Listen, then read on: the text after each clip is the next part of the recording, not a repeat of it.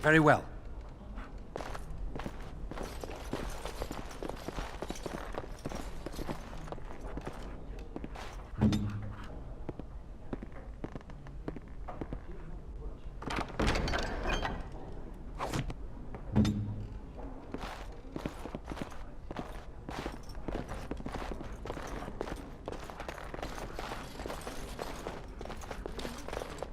It has begun.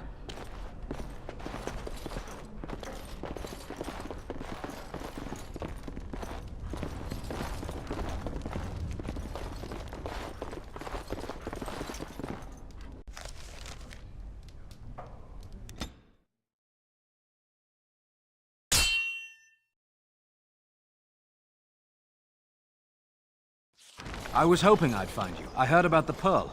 Scrapes, bruises, and a few broken things, but no deaths. You showed restraint. The Pearl's workers will... Some of those men were mine, guard dogs. Anyone hurts one of the White Falcons, they answer to me.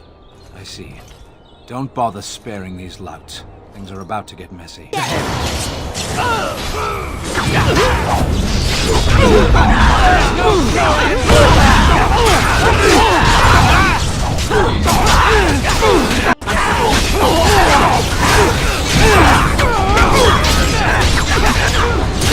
I never liked this part.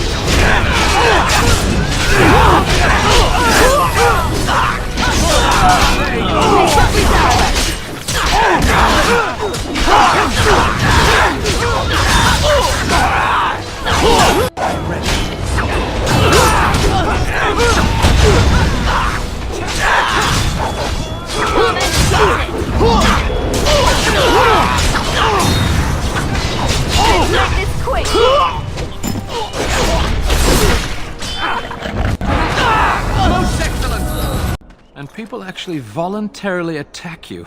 Are they just stupid? Here's the payment I promised. I might have more work if you're interested. But I'm heading back to the market district. Back alleys are just too dangerous for me.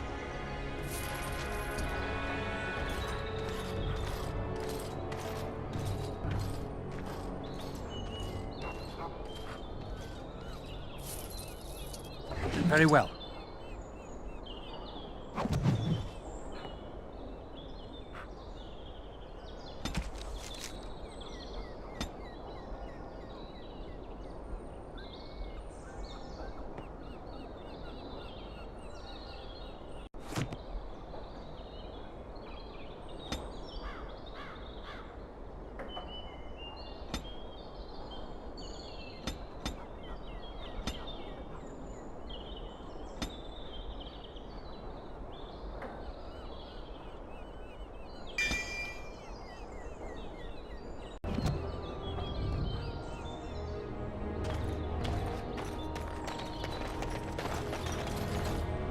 It shall be done.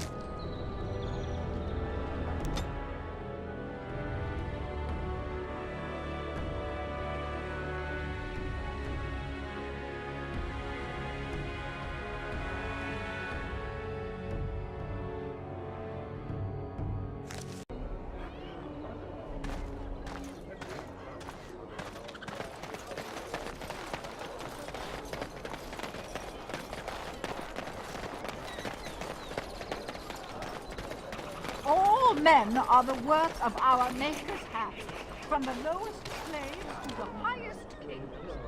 Blessed are the peacekeepers, champions of the just. Children are bred and accursed by the Maker. Those who bring harm. The Maker does not breed. As you say.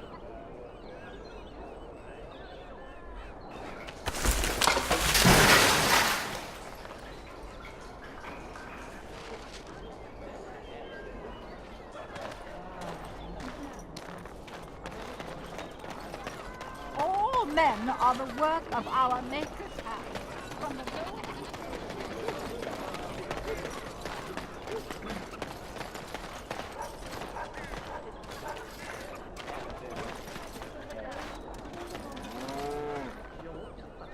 Good to see you back. I've got complaints in the Nord Noble Tavern that some mercenaries have invaded. Nothing violent has happened, The sellswords are probably just disturbing the nobles' rarefied conversation. Just drum the louts out of there. The barkeep doesn't mind some blood. Or sport, as she called it. Captain said Dennerham won't miss a few dead mercenaries. Do what you will, and good luck.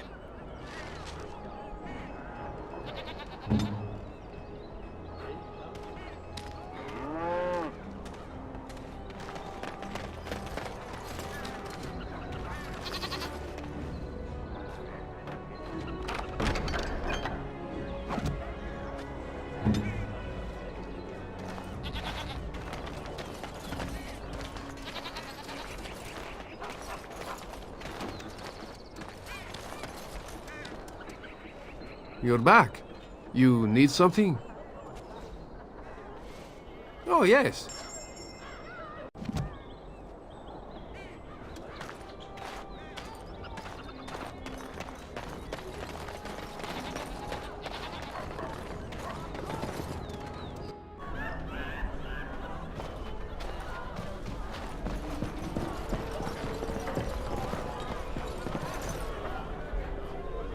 What can I get you, stranger?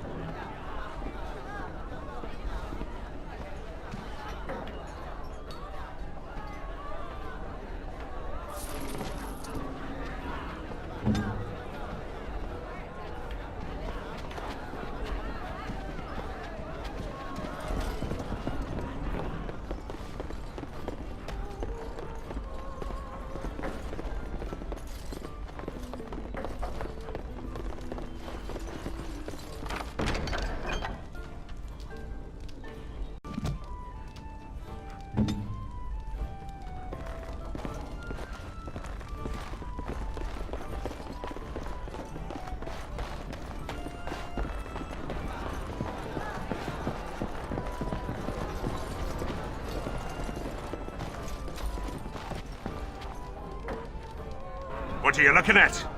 We're the Crimson Oars. You haven't heard of us. We're mercenaries from all over the world.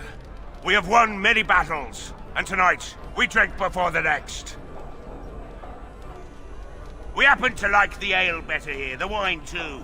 Less vomit on the floor. So long as we're paying, they're serving! Ha ha!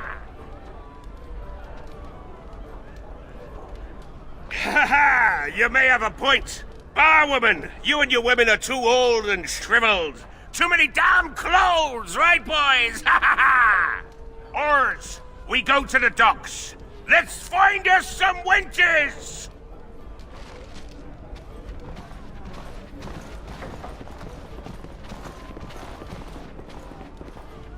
Good job clearing those louts out.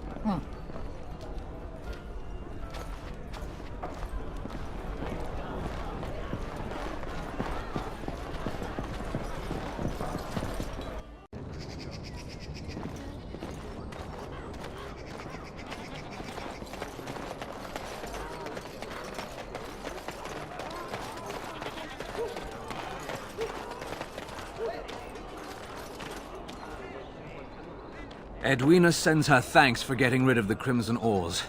Mind you, she's disappointed there was no fighting. Here's payment. You've helped out a great deal.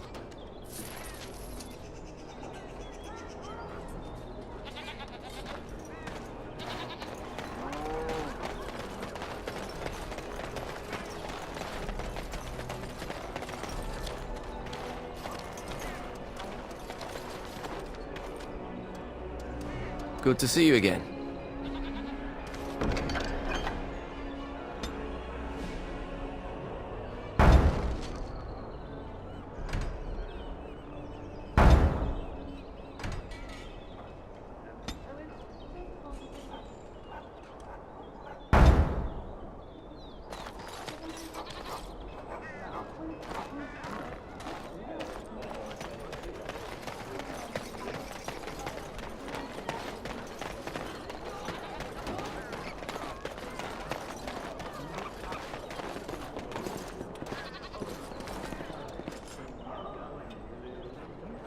It is begun.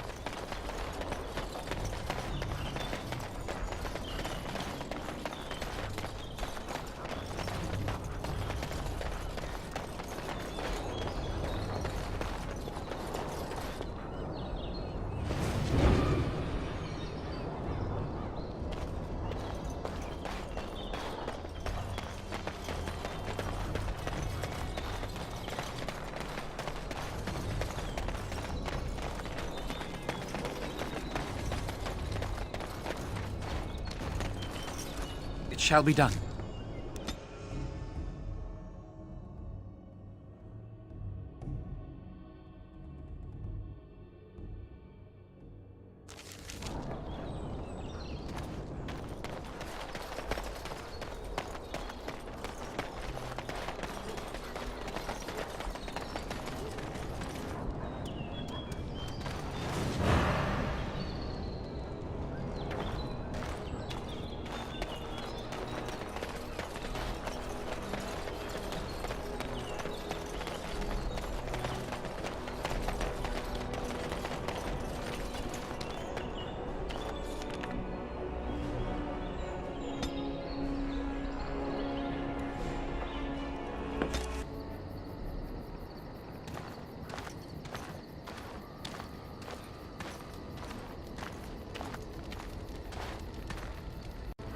I once heard a really old legend about how the Hound warriors in the days of the old tribes would feed their Mabari the flesh of the vanquished.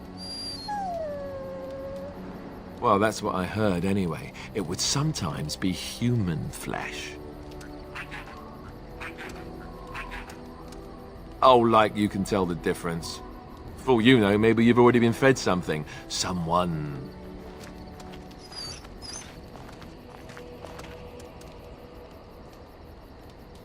It's not cannibalism if he's eating it, you know.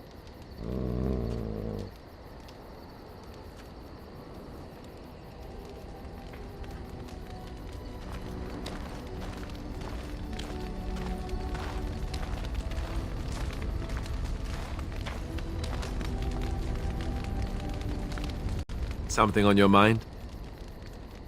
Of course. Have you seen the uniform? It's not only stylish, but well made. I'm a sucker for good tailoring. I keep it hidden under my pillow. Sometimes I'll take it out just so I can hug it fondly and remember the good old days.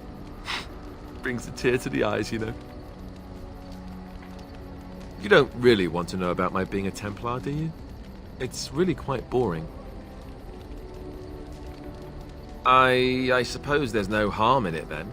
Sorry if I was being perverse. I'm just not used to anyone asking me these things. The truth of the matter is that I did hate going to the monastery. The initiates from poor families thought I put on airs, while the noble ones called me a bastard and ignored me. I felt like Al Eamon had cast me off, unwanted, and I was determined to be bitter. But I took some solace in the training itself, I guess. I was actually quite good at it. The education, mostly, but also the discipline. You need to have a disciplined mind in order to use the abilities we have. It was difficult, but rewarding. I never really felt at home anywhere, though, until I joined the Grey Wardens. And Duncan felt my Templar abilities might be useful for when we encountered Darkspawn magic, so I kept it up. What about you? Do you have anywhere you consider home? We won't always be traveling like this, you know. Once the war is over, once the Blight is... well, a time will come when we'll have to think about having a real home again. Though that seems like a far ways off. And I suppose the Grey Wardens are gone for good, either way. I suppose you're right. We can create new Grey Wardens, but we'll never get back those we lost. I wonder if it would ever feel the same. Anyhow, now I've sidetracked us. We'd better get back to what we're supposed to be doing right now.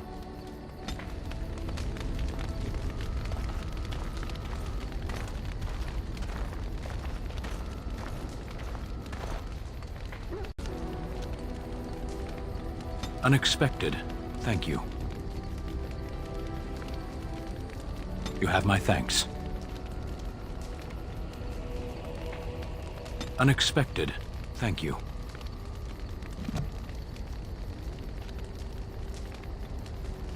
You called. I am hardly surprised. To put it lightly, no one has a place here. Your farmers wish to be merchants. The merchants dream of being nobles, and the nobles become warriors. No one is content to be who they are. There is interesting food here. You have a thing. It doesn't have a word in the Kunari tongue. Little baked things like bread, but sweet and crumbly. Yes, we have no such things in our lands. This should be remedied. Perhaps. It's strange to be in a crowd and hear a language that is not your own, to see faces that are and aren't like yours. I miss the smells of Saharon, tea and incense and the sea. Ferelden smells of wet dogs. Skunks don't mind the smell of other skunks either. Shall we move on? What does that accomplish? The farmer who buys a shop is never a merchant. He is always a farmer turned merchant. He carries his old life with him as a turtle carries its shell.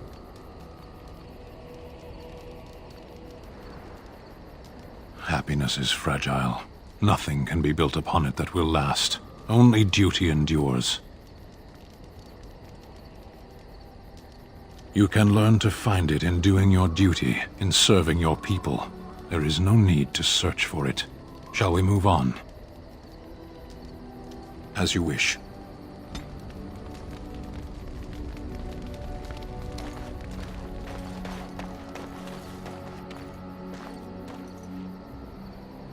You and your friends are formidable folk, indeed. It's good to have you along on the road. I hear the Dwarven King is passed on. Old as he was probably poisoned or assassinated. That's how the dwarves normally go out, isn't it? That's what I've heard on the road, anyhow. Take it for what it is. I'm sure you'll be pleased with the goods my boy and I have collected, and with your discount. Enchantment? Enchantment!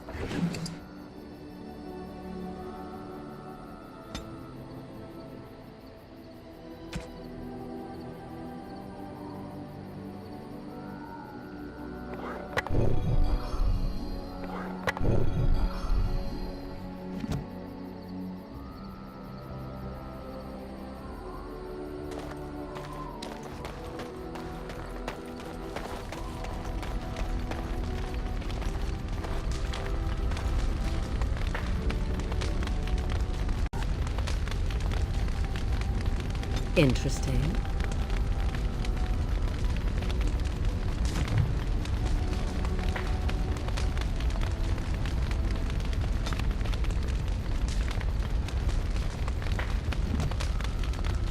I await your command. So, full of questions, are you? I assume you were actually asking whether Flemeth herself gave birth to me. Truly, I do not know. I once asked Flemeth that very question, and she merely laughed at me. 'Tis not inconceivable that she could capture a chastened man, or perhaps change to a more attractive form to attract him willingly. I find it more difficult to imagine her with child. It seems likely, does it not? In an animal form, a babe could easily be spirited away and raised as Flemeth's own. I do know the tales of Flemeth having many daughters, even though I have never met another, and Flemeth has always treated me as her blood. What an odd thing to say! Why must love enter into the equation? Flemeth taught me everything I needed to learn. How to survive, the meaning of power, the truth of men. If other mothers do not teach these things, then I believe them the lesser. I shall take this as a compliment. Was it meant as such? I would. Coddling such desires is a weakness. To indulge in love is to indulge in delusion. Surely a Grey Warden such as yourself does not believe otherwise. And I am glad to hear it.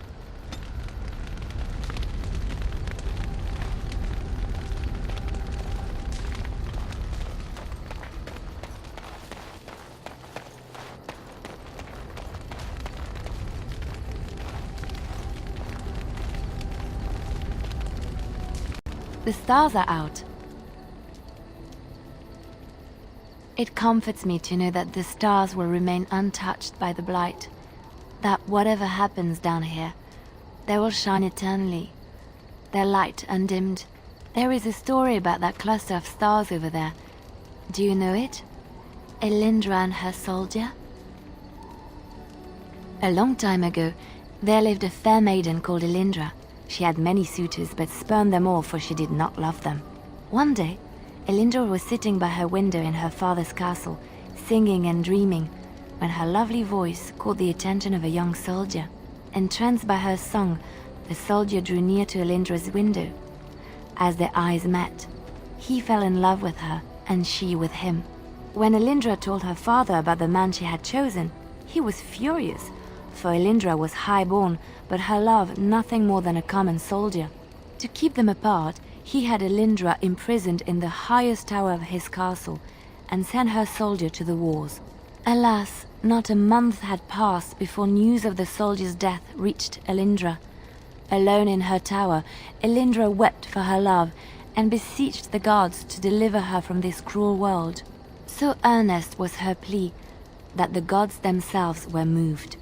They gathered Elindra into their arms and lifted her high into the heavens, where she became a star.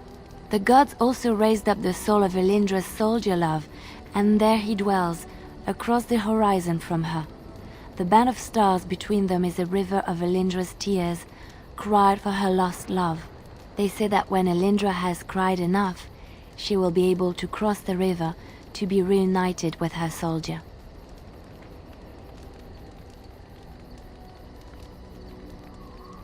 It doesn't end so badly. It ends hopefully. Elindra will one day be with her love again. We don't know when, but she will. This story is one of my favorites. A tale of a love so great and so enduring that it defies death and moves the gods to action. Sometimes I ask myself, does such a love exist? Can it exist? I never expected you to say that. It is a pleasant surprise. I have to say there is a certain severity to you.